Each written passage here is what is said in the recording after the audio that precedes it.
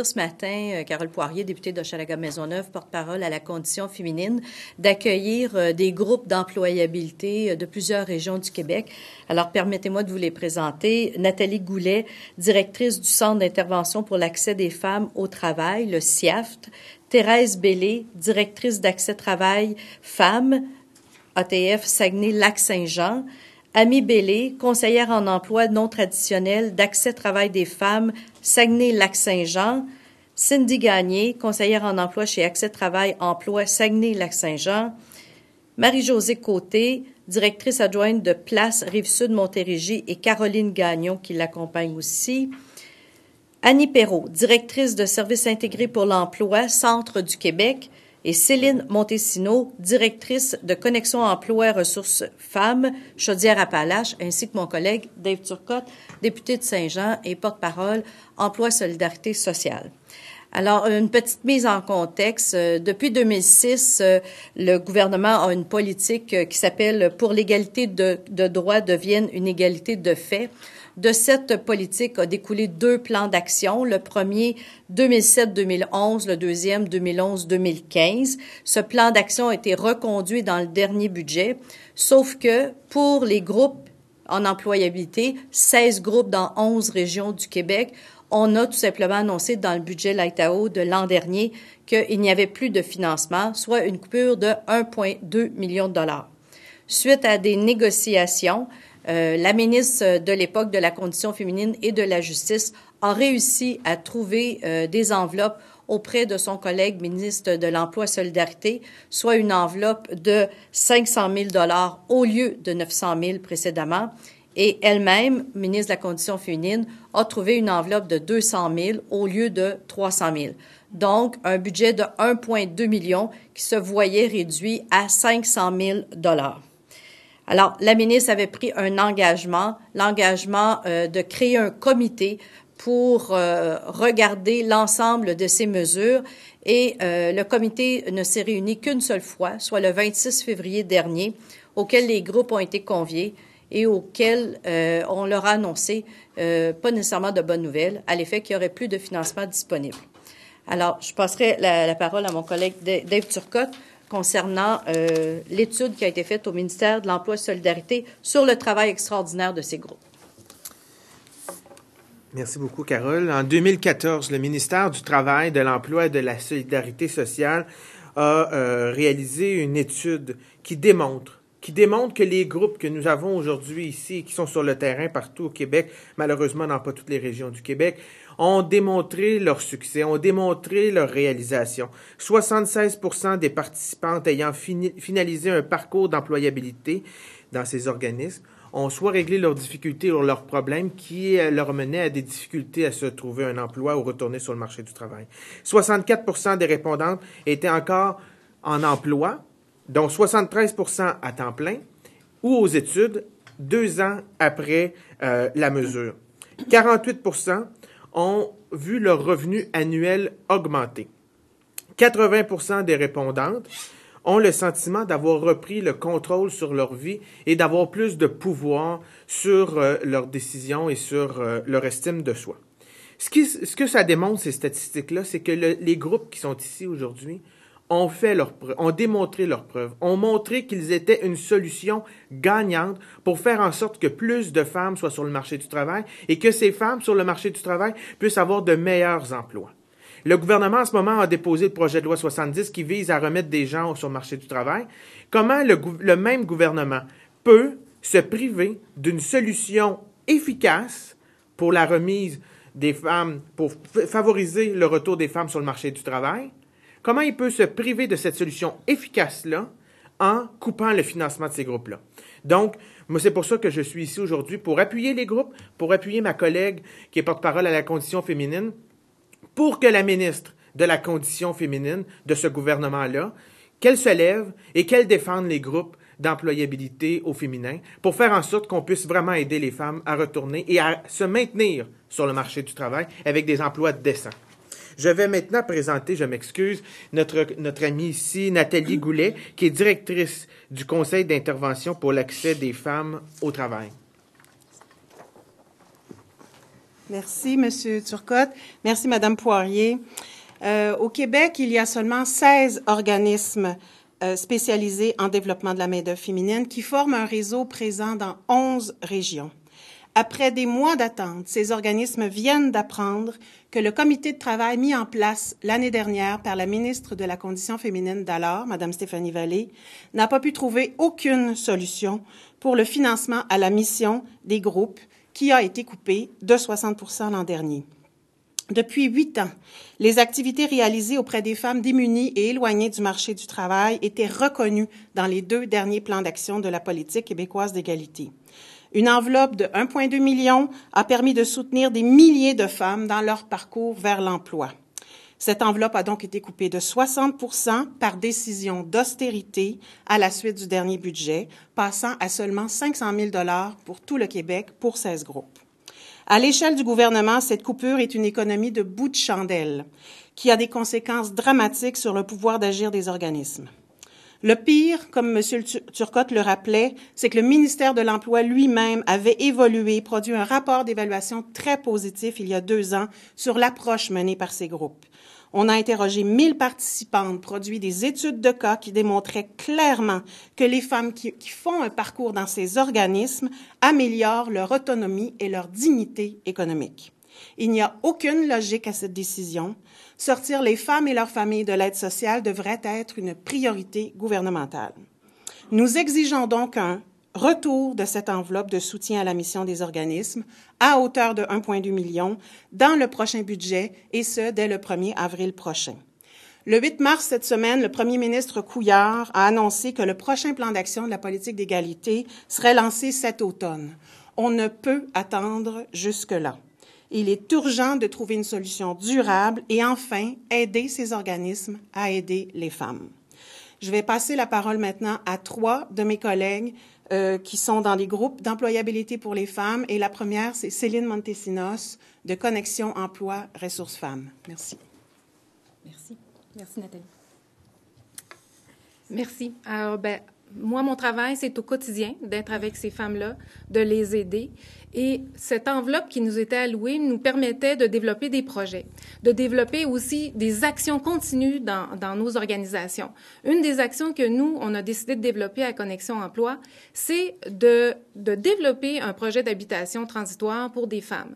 À Lévis, il n'y en avait pas, un projet spécialisé pour elles. Et l'enveloppe me permettait à moi d'engager une intervenante psychosociale pour assurer un suivi auprès de ces 18 femmes-là qui étaient vraiment en degré d'itinérance, on peut dire ça, qui vivaient dans des situations extrêmement précaires. Fait que notre formation, c'est d'aider les femmes au niveau de l'emploi.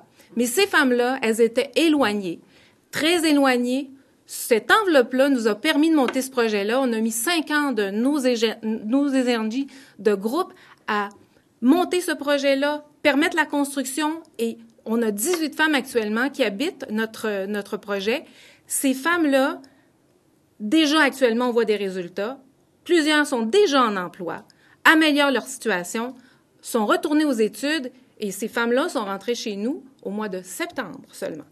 Ce qui est en péril là, c'est des projets comme ça. C'est des projets où on va plus loin, où on permet à ces femmes-là de s'épanouir, on permet à ces femmes-là de grandir, et on leur donne un milieu sécuritaire. On a un autre petit projet qui, tout à l'heure, il y avait la période de questions, on parlait de l'immigration. On avait un projet aussi on a dû le mettre en veilleuse à cause de la coupure qui est déjà active. C'est un projet où on intervenait avec des femmes immigrantes et on intervenait auprès aussi de leurs maris pour leur présenter les conditions de travail, les valeurs québécoises, la situation des femmes au Québec. Ce projet-là, on est obligé cette année de le réduire déjà. L'année prochaine, si ces enveloppes ne nous sont pas allouées, on va le remettre en question. C'est clair pour nous. Merci beaucoup. Merci. Merci beaucoup. Je vais passer la parole à Mme Thérèse Bellé d'Accès Travail Femmes. Merci. Bonjour. Ce qu'il faut bien comprendre en ce moment, vous savez, Accès Travail Femmes, c'est un organisme du Saguenay-Lac-Saint-Jean. Ce qu'il faut bien comprendre en ce moment, ce dont on parle, c'est d'une enveloppe qui nous permet, à seulement 16 groupes au Québec, de voir une approche spécifique pour des problèmes spécifiques qui appartiennent à la main-d'œuvre féminine. Des problèmes qui, très souvent, dépassent le cadre de l'individuel et deviennent plus globaux. En ce qui nous concerne, nous, j'aimerais juste faire un item sur le non traditionnel. Cette enveloppe nous permet nous a permis, et j'espère nous permettra dans l'avenir, de continuer à aider des femmes, particulièrement des jeunes mères monoparentales, qui sont aux marges des services qui sont reconnus par Emploi Québec, qui finance nos services, bien entendu, et qui nous permettent de leur donner parfois de l'équipement nécessaire, de mettre à leur disposition des moyens de transport pour aller rendre à des stages qui, sans ça, ne seraient pas possibles. Donc, cette enveloppe-là, très importante pour les services groupes, permet non seulement la survie des groupes, mais la survie d'une approche qui a été mesurée, calculée comme une approche pour 51 % de la population active au Québec et seulement 16 groupes. Toucher à cette enveloppe, c'est toucher à des services essentiels qui non seulement vont mener à des coupures de postes, mais vont mener à des coupures directes d'aide à des femmes qui en ont besoin, que ce soit le transport, l'habillement. Je salue un des groupes de la région, le Jalon, qui fait de l'aide à l'habillement pour une première entrevue à des femmes extrêmement pauvres qui n'ont pas de moyens. Donc, c'est de ça dont on parle, d'un soutien financier indispensable pour une approche.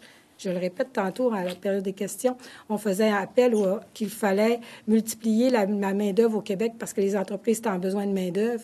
Bien, souvent, les entreprises oublient une grande partie de personnes disponibles à l'emploi qui ne sont pas utilisées, qui sont les femmes sur des emplois qu'on dit qui ne leur sont pas accessibles parce qu'ils sont traditionnellement aux hommes. Et ces enveloppes-là permettent de faire de la sensibilisation, de la promotion et de l'accompagnement pour des services qui ne sont pas comptabilisés. Merci. Je passe la parole à... Oui, c'est qui après moi? C'est Annie. Ah, c'est Annie Perrault. Excusez-moi. Oui, alors nous, à Victoriaville, Nicolas et Bécancourt, on a fait un nouveau projet qui s'appelle Mini-Bourse et ça permet aux femmes qui sont éloignées du marché du travail de suivre une petite formation qui permet de bonifier leur curriculum vitae pour mieux s'intégrer sur le marché du travail. Ce projet Mini-Bourse-là n'est pas financé par mon entente de service avec Emploi Québec. Donc, que ce soit, par exemple, l'achat de vêtements, l'achat de lunettes, l'achat de bottes de travail, c'est des cours d'RCR, des cours de service à la clientèle qu'on donne, qu'on offre à ces clientes-là, que l'on paie et que par la suite, elles peuvent mettre ça sur leur curriculum vitae et ça les aide après à intégrer un marché du travail. Donc, moi, c'est clair que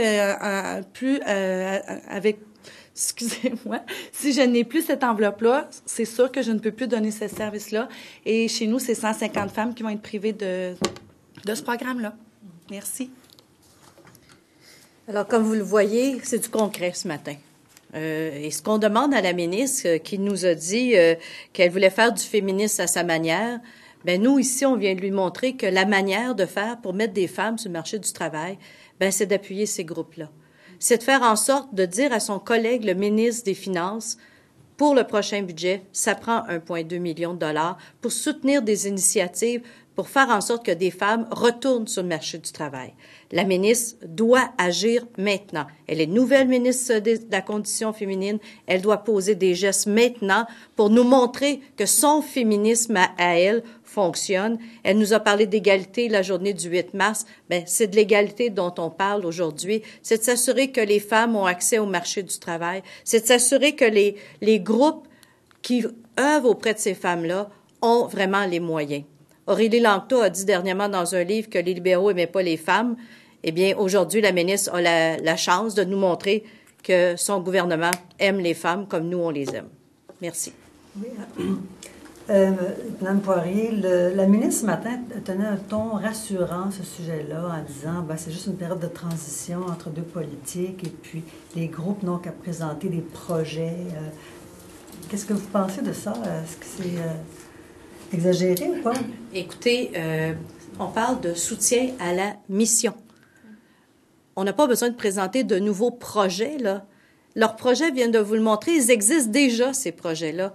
Pourquoi ne pas soutenir ce qui existe? Fournir des bottes de travail à une femme qui va aller sur le marché du travail, ça existe déjà. On n'a pas besoin de présenter de nouveaux projets spécifiques pour lesquels il va falloir perdre encore plein de temps dans tous ces organismes pour faire de la paperasse. C'est pas de la paperasse qu'on veut, c'est de l'action sur le terrain. On veut des femmes sur le marché du travail. Lorsqu'elle était ministre du Travail, vous vous rappellerez dans la lettre qu'elle a publiée, elle a dit, moi, comme ministre du Travail, j'ai aidé les femmes à l'égalité.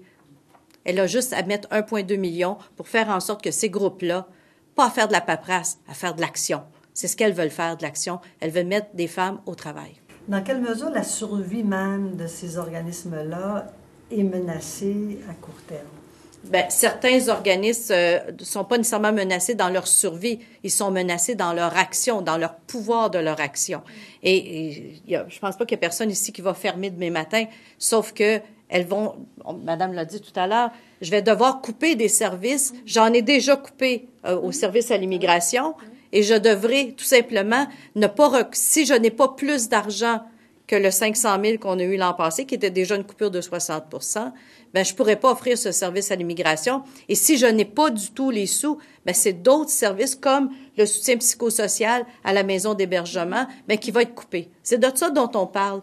Alors, si la ministre veut s'engager à vraiment faire de l'égalité quelque chose d'important, comme ministre de la Condition féminine, ça veut marquer le pas. 1,2 million, c'est une bonne solution. Sur le budget du gouvernement, 1,2 million, on s'entend que c'est des miettes, c'est rien. Pourquoi alors, à ce moment-là, couper selon vous? Est-ce que c'est facile ou parce que c'est des petits organismes qui ont de la difficulté à se défendre ou c'est idéologique? C'est quoi? Pourquoi couper ces organismes-là? Bien, je pense que c'est plus facile de couper des petits bouts de 75 000 à 16 organismes. Ça paraît moins, mais ça paraît dans les faits. Alors, c'est une mauvaise lecture. C'est un mauvais désinvestissement, finalement. Alors, que la ministre fasse la démonstration qu'elle y croit, finalement, au féminisme à sa manière et qu'elle convainque elle a une semaine pour convaincre son collègue, le ministre des Finances, à investir sur 1,2 million, tu me disais. Bien, c'est que aussi, par cette décision-là, le gouvernement se prive de revenus importants. Les femmes qui retournent sur le marché du travail ou les femmes qui se trouvent un meilleur emploi vont contribuer davantage par l'impôt et par les taxes au gouvernement. Donc, elles vont en partie et plus rembourser ce 1,2 million-là. Donc, c'est vraiment une mauvaise lecture et un mauvais calcul de ce gouvernement-là de prendre cette décision-là. Donc, la demande, c'est 1,2 million dans le budget des TO la semaine prochaine sur une base annuelle récurrente.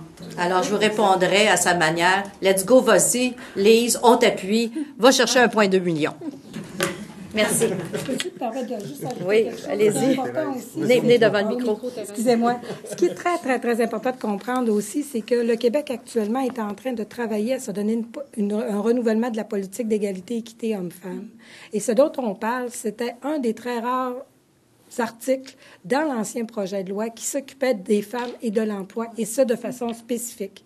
OK? Donc, ce qu'on dit, c'est que si la ministre fait fi de ce 1,2 million-là, qui, on est d'accord avec vous, tout le monde, c'est de grands projets pour une petite somme à la hauteur du gouvernement, mais ça fait fi de ce qui était spécifiquement relié à la main-d'œuvre féminine comme approche à l'intérieur du plan d'action égalité, équité, homme-femme. Et ça, c'est fondamental. Deuxième chose, c'est que les groupes qui sont ici et les autres qui sont restés à la maison parce qu'ils ne pouvaient pas venir, on s'est soumis de façon concrète à une évaluation gouvernementale pour démontrer que l'approche qu'on avait était une approche nécessaire à l'aide et à l'accompagnement aux femmes qu'on dessert. Donc, c'est pas des caprices.